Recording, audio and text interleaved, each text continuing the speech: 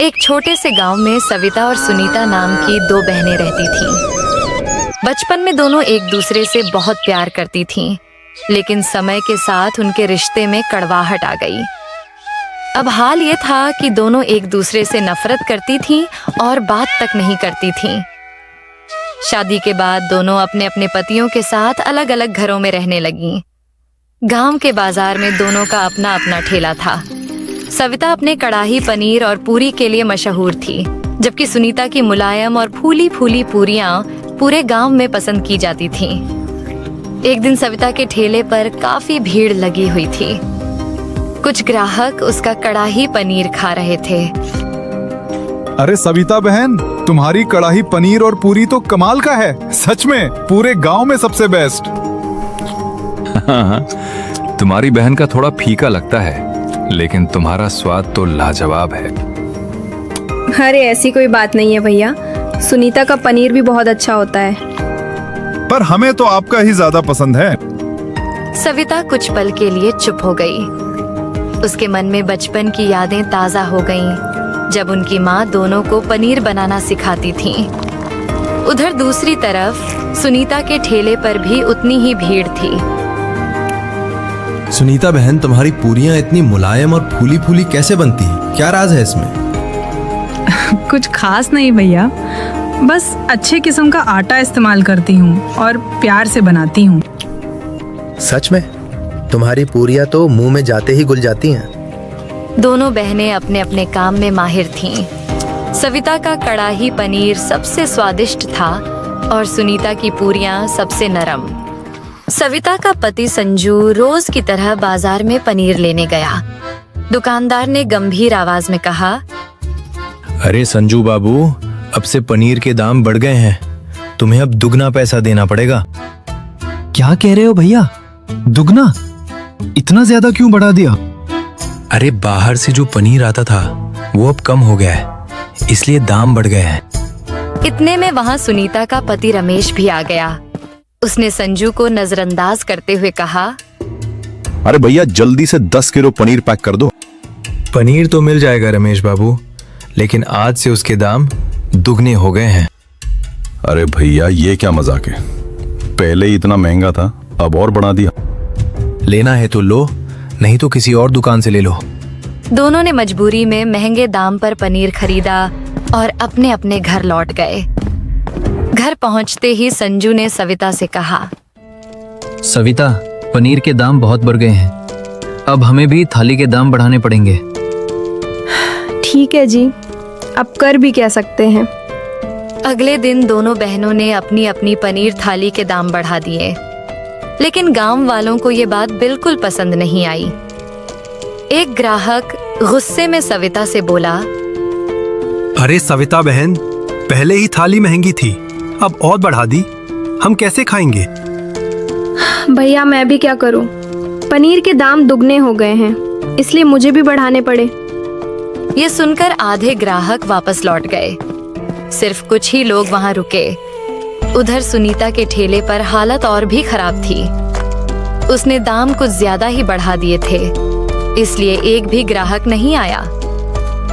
शाम को वह उदास होकर घर लौटी और अपने पति से बोली, हमें किसी भी तरह सस्ता पनीर लाना पड़ेगा, नहीं तो हमारा ठेला बंद हो जाएगा। तुम चिंता मत करो, मेरा एक दोस्त शहर में है, मैं उससे बात करता हूँ, शायद कोई रास्ता निकल आए। इतना कहकर वह अगले ही दिन शहर के लिए निकल पड़ा। 2 दिन जैसे तैसे गुजर गए। तीसरे दिन सुबह सुबह संजू फिर से बाजार निकला, इस उम्मीद में कि शायद कहीं न कहीं पनीर मिल जाए।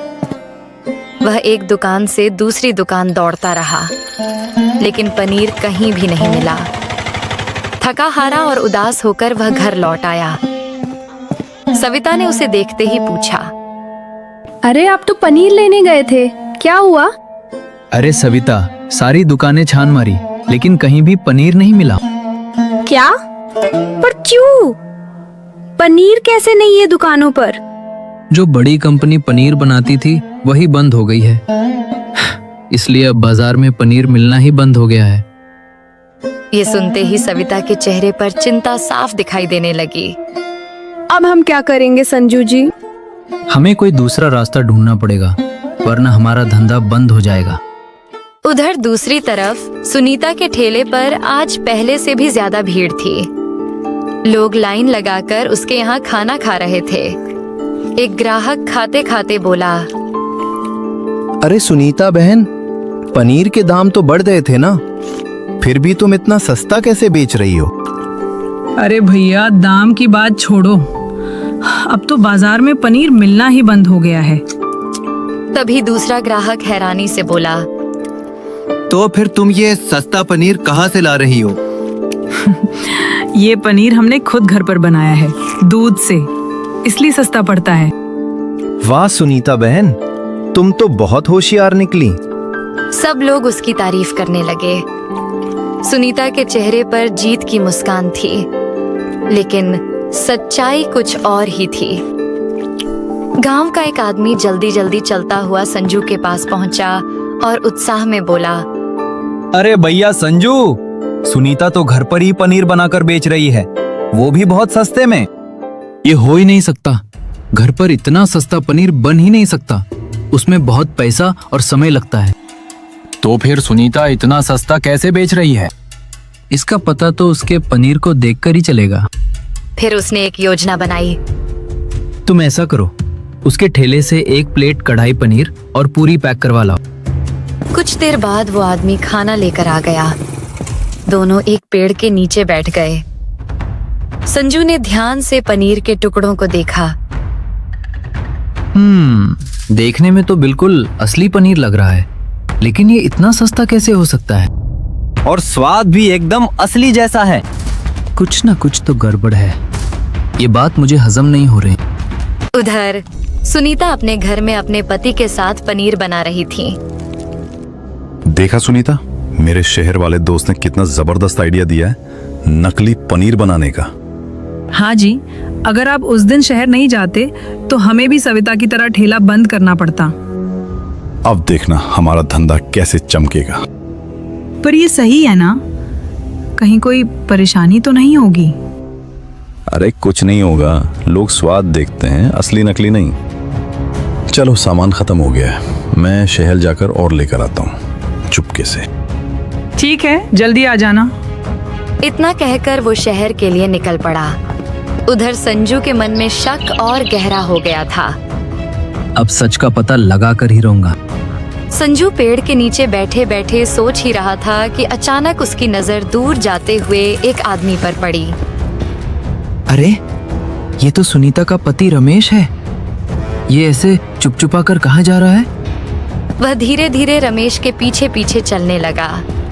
कुछ समय बाद रमेश शहर पहुंच गया और एक गली में जाकर अपने दोस्त से मिला। संजू भी चुपके से पास ही छुपकर सब देखने लगा। भाई, तुम्हारे उस आइडिया से पनीर तो बहुत बढ़िया बन रहा है। किसी को जरा सा भी शक नहीं हुआ कि यह नकली है। ये सुनते ही संजू के होश उड़ गए। मुझे पता था, ये रमेश जरूर नकली पनीर ही बेच रहा है। भाई थोड़ा और सामान चाहिए था, और पनीर बनाना है। ठीक है, लेकिन एक बात याद रखना, अगर लोगों ने पनीर ज्यादा खा लिया तो वो बीमार भी पड़ सकते हैं। रमेश ने उसकी बात को हल्के में लेते हुए कहा, अरे कुछ नहीं होगा, तुम बस सामान दे दो। उसने एक थैले में नकली पनीर बनाने का सामान लिया और गांव की ओर निकल पड़ा। संजू भी तुरंत घर पहुंचा और सविता को सारी बात बता दी। ये तो बहुत खतरनाक है, इससे लोगों की सेहत खराब हो सकती है। तुम चिंता मत करो, मैं अभी मुखिया जी के पास जाकर सब सच बता देता हूँ। संजू तुरंत गांव के मुखिया के पास पहुंचा और पूरी बात बता दी। अरे संजू, क्यों बेवजह उसकी बदनामी कर रहे हो? हमें पता है तुम्हारी उससे दुश्मनी है। नहीं मुखिया जी, मैंने अपनी आंखों से देखा है, रमेश नकली पनीर का सामान ले रहा था। मैंने खुद कल उसका पनीर खाया है, बिल्कुल असली जैसा है। तुम जाओ और अपना काम करो। संजू की बात पर किसी ने विश्वास नहीं किया। वह निराश होकर घर लौट आया। क्या हुआ, सब बता दिया? मुखिया जी को हमारी बात पर भरोसा ही नहीं हुआ। उन्हें लगता है कि हम बेवजह उनकी बदनामी कर रहे हैं। अब क्या करेंगे? सबको सच कैसे पता चलेगा? अब हम कुछ नहीं करेंगे, सच खुद ही सबके सामने आएगा। 2-3 दिन ऐसे ही गुजर गए। गांव में सब कुछ सामान्य लग रहा था, लेकिन अचानक एक दिन मुखिया जी की छोटी बेटी की तबीयत खराब हो गई। घबराकर मुखिया जी उसे तुरंत डॉक्टर के पास ले गए। डॉक्टर ने जांच करने के बाद कहा, इसे फूड पॉइजनिंग हुई है। लगता है इसने कुछ खराब या मिलावटी खाना खाया है। पर डॉक्टर साहब, हमने तो घर का ही खाना खिलाया था। तभी अचानक उन्हें याद आया, अरे कल ही तो इसने सुनीता के ठेले का पनीर खाया था। मुखिया जी बिना समय गंवाए सीधे संजू के पास पहुंचे। संजू, तुम सच कह रहे थे। सुनीता और उसका पति सच में नकली पनीर बेच रहे हैं। अब भी देर नहीं हुई है मुखिया जी, हमें फूड इंस्पेक्टर को बुलाना चाहिए, वही सच्चाई सामने ला सकता है। शाम होते होते फूड इंस्पेक्टर गांव आ गया।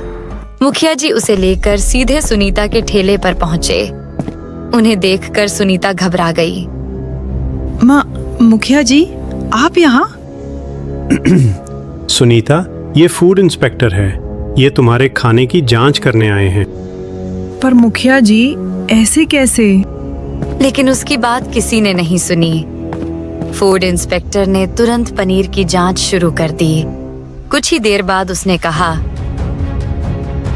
ये पनीर नहीं है, ये तो हानिकारक केमिकल से बना नकली पनीर है। सुनीता डर के मारे कांपने लगी। तभी वहां रमेश भी आ गया। रमेश, अब सच सच बता दो।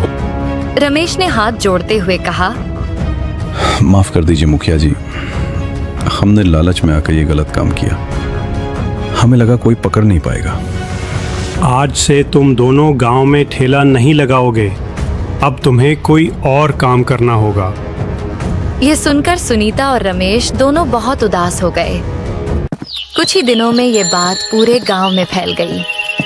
कुछ समय बाद गांव में फिर से असली पनीर मिलने लगा। सविता और संजू ने ईमानदारी और साफ मन से अपना ठेला फिर से शुरू किया। सविता बहन, अब तो आपका पनीर पहले से भी ज्यादा स्वादिष्ट लग रहा है। क्योंकि इसमें मिलावट नहीं, सिर्फ मेहनत और सच्चाई है। और इसी के साथ गांव में फिर से भरोसा और सच्चाई की जीत हुई।